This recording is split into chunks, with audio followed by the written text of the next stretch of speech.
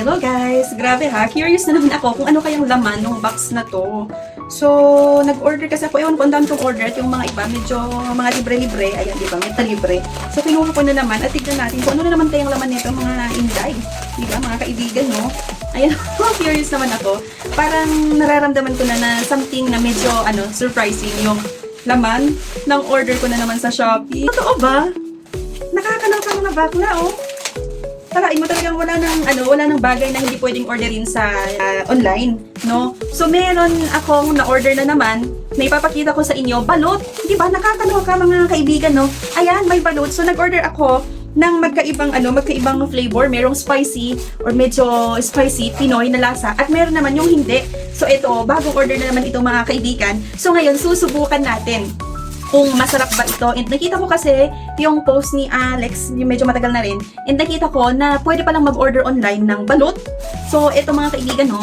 Ayan, balut. Ayan. Wala nang hindi pwedeng orderin sa online, no? Nakakaloka lang, di ba? Ayan, balut. So, dalawa itong nabili ko at talagang lasang balut ba talaga ito? Oy, nako, lasang balut ba? O, ano bang lasa to, oh? Ayan, app, yung iba't ibang app natin dyan, yung sa black app, maging sa orange app, di ba?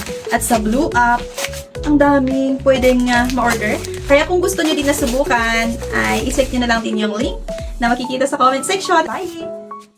At eto na nga, para sa mga craving ng balut pero walang naglalako sa area mo, no worries kasi ngayon, pwede ka nang umorder ng balut online.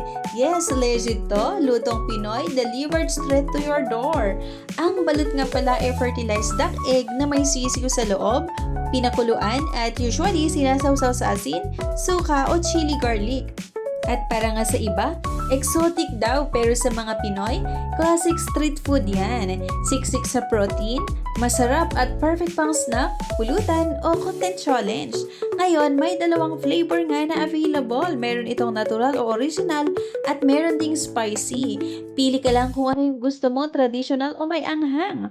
So, super dali lang umorder. Click mo nga lang yung link sa description or sa comment section para mapunta ka sa trusted seller na may legit, fresh, at sealed packaging. Meron itong options includes 6 pieces or 12 pieces set. At meron nga din itong original at spicy na flavor nga. Safe ang delivery, good reviews, at mabilis ang shipping. Pwede rin itong pang surprise sa barkada, content idea sa TikTok or YouTube, o ipatigam sa mga friends mo.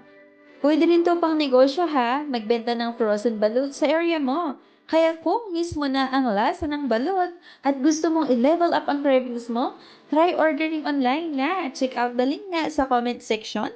Pwede ka na nga mag-order ng balut, original or spicy, delivered safe and fresh, right to your doorstep. Hanggang sa susunod, tikman ang balut kahit online lang. Bye!